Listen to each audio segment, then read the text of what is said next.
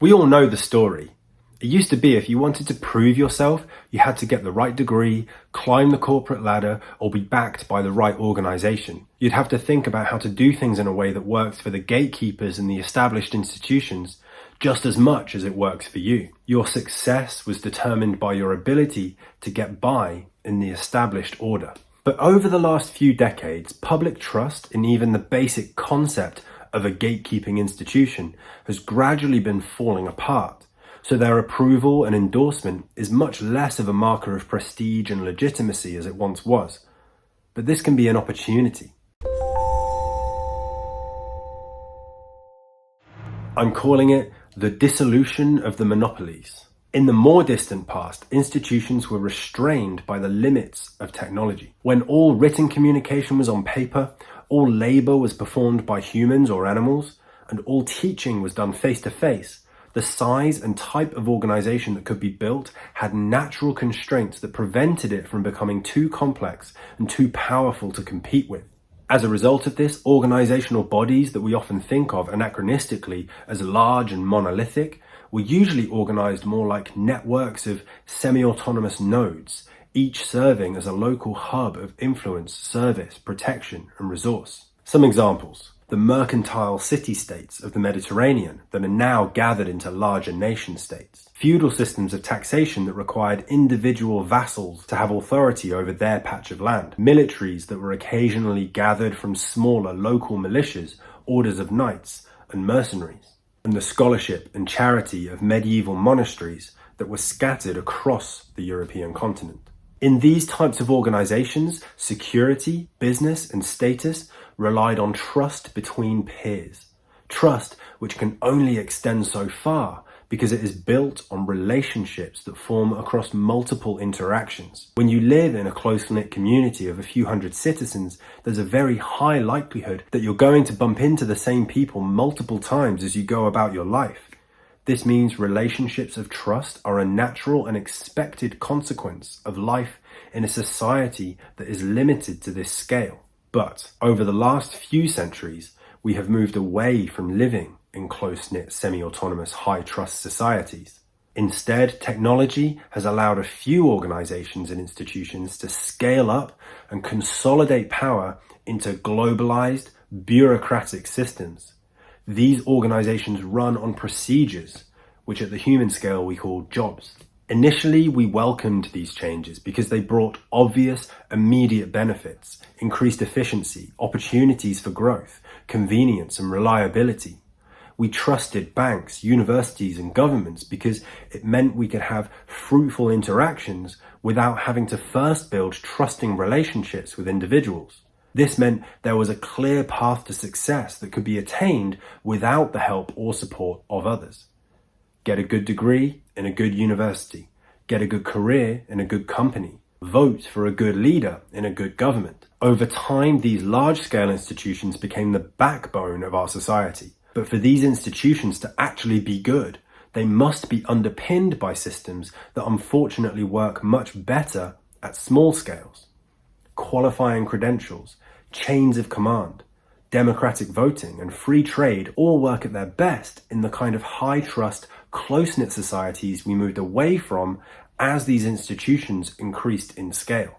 By removing the need for trust from the system, large-scale institutions cut their legs out from underneath themselves. When you're the only place anyone can go to for legitimate access to information, qualifications, money, travel, and defense, you need a baseline of trust in the culture because you need people to trust you.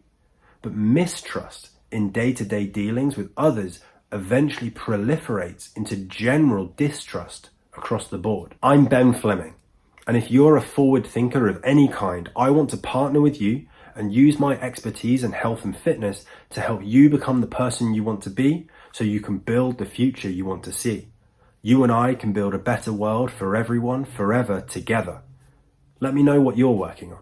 We no longer trust in institutions. We no longer trust in our communities. We no longer trust in each other. We live in a trustless world.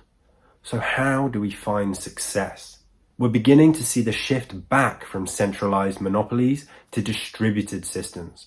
Large-scale institutions were only able to achieve their dominance because they had the ability to command capital, equipment, and communications at large scale. And the only certain route to success was to align ourselves with these powerful bureaucratic entities acting according to their patterns. But as technology has become increasingly cheap and accessible, incumbent institutions have lost their technological edge. Individuals like you can now benefit from economies of scale and compete with larger entities without needing to either get involved in heavy industry and financial risk or aligning to the vague purposes of a nameless, faceless corporation. The advantages that once unfairly empowered centralized authorities now empower you. In low-trust societies, we regain trust by going back to building one-to-one relationships and close-knit communities from the ground up. At the Network State Conference 2024, famous investor Naval Ravikant captured this perfectly. It's how humans normally work. If you go to a friend's event or a party and you bring someone who's boorish or trouble, you're not going to get re-invited. There's some accountability. The systems that we're using for these large governments now, for these oversized, bloated governments, they require trust, but they don't have trust.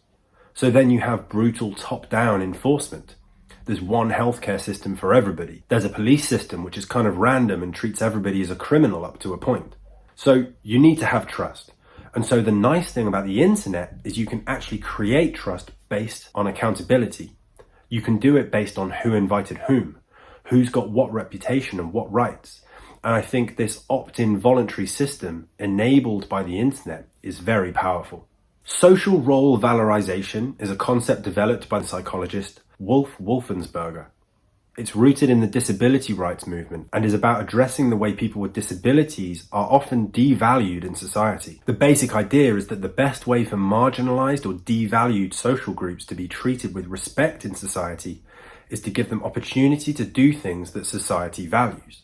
When individuals are seen doing good work in a valued role, they gain in social status, and a disability that would have otherwise defined them is disregarded in favor of the role they play in society. This was initially applied in areas like mental health and elderly care, but it has implications for anyone who wants to succeed in the world. Society used to value roles that were handed out by institutions, a doctor or a lawyer or a teacher or a priest, working for a prestigious company or having a degree from a well-known university, being a member of the military or the government or the judicial system.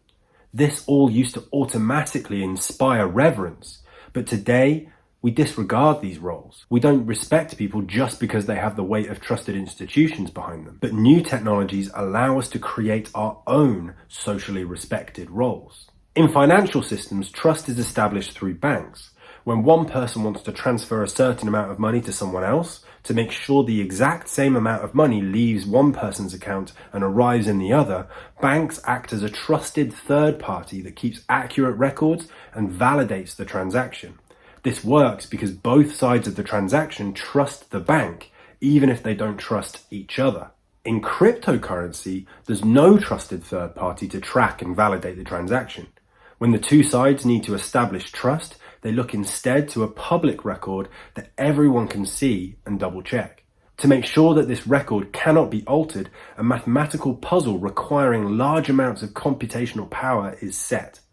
When this puzzle is solved, the transactions are added to the public digital record in an unalterable way, verifying the transactions with computation and mathematics based in physics instead of the promises of an institution. This process is called proof of work, using publicly visible effort to prove the validity and legitimacy of a transaction. If someone wanted to undo what had already been recorded, they would have to go back and update all the previous records, requiring so much work that it is easier and more cost-effective to accept the record as it is. In the modern world, the same concept can be applied to ourselves. You can just do things.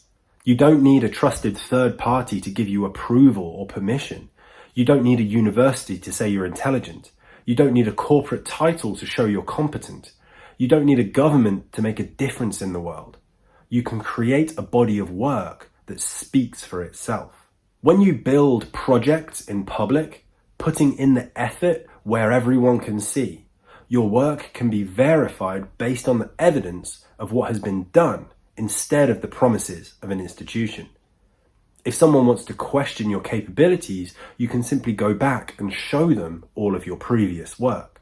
Write a book, launch a business, start a family, learn a skill, document your journey and get in front of real people so they can see what you have done. The best and clearest example of this, with the lowest barrier to entry, is a fit, muscular body.